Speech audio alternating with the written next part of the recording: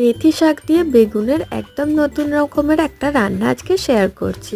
তো প্রথমে শাকটাকে বেছে ধুয়ে কেটে ভেজে নেব কিছুক্ষণের জন্য। যখন একটুখানি ভাজা ভাজা হয়ে যাবে তখন শাকটা তুলে রেখে দেব। এবার কড়াইয়ের মধ্যে বেশ খানিকটা তেল দিয়েছি, কালো জিরে, শুকনো লঙ্কা, রসুন আর দেবো কাঁচা লঙ্কা। আর পেঁয়াজের পরিমাণটা দিয়েছি একটু পরিমাণে বেশি।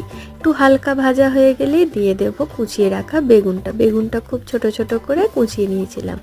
এই রান্নাটা পুরোটাই ঢাকা দিয়ে দিয়ে করব, একটুও জল ব্যবহার করব না।